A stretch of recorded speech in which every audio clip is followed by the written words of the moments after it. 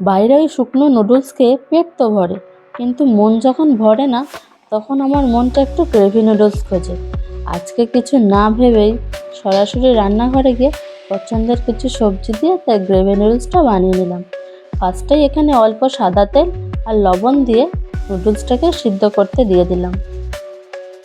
নুডলসটা কতটা সিদ্ধ হলো একবার চেক করে নিতে হবে। হ্যাঁ, হয়েই গিয়েছে মনে হচ্ছে।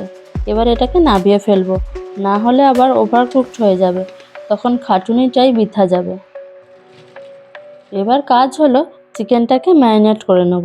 এখানে অল্প লবণ, গোলমরিচ আর সয়া সস দিয়ে ভালো করে ম্যারিনেট করে রাখবো। বেশিক্ষণ না, তাও মিনিট 20 রাখতেই হবে। ততক্ষণে সবজিগুলোকে কেটে নেব। এই যে এখানে গাজর, ক্যাপসিকাম, পেঁয়াজ নিয়েছি, একটু বড় বড় করে কেটে নেব।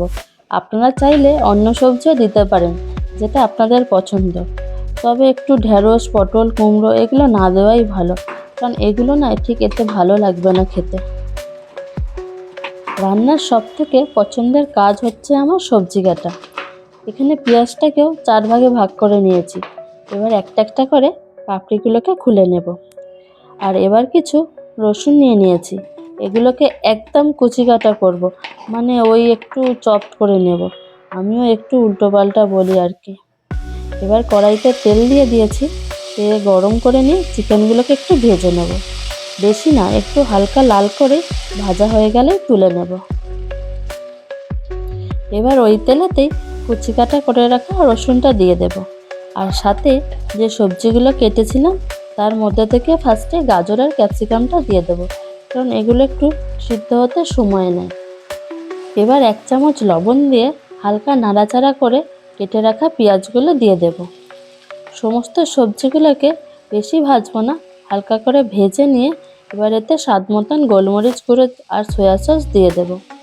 নাড়াচাড়া করে এবার এতে ভেজে রাখা চিকেনগুলোকে দিয়ে দিতে হবে, আর উপর থেকে অল্প স্প্রিং অনিয়ন দিয়ে একটু বেশি করেই এতে কিন্তু জল দিয়ে দেবেন।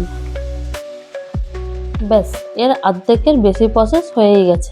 এবার এটা ফুটে গেলে এর মধ্যে কর্নফ্লাওয়ার গোলা জল আর অল্প একটু সয়া সস দিয়ে এটাকে একদম ফুটিয়ে নেব, তাহলেই এই গ্রেভিটা রেডি হয়ে যাবে। গরম গরম এক বাটি গ্রেভি নুডলস আর সাথে 1 চিমটে ভালোবাসা, রাতের ডিনার একদম জমে যাবে। আর রেসিপিটা যদি ভালো লাগে কিন্তু বংলাইটকে সাবস্ক্রাইব করতে ভুলবেন না।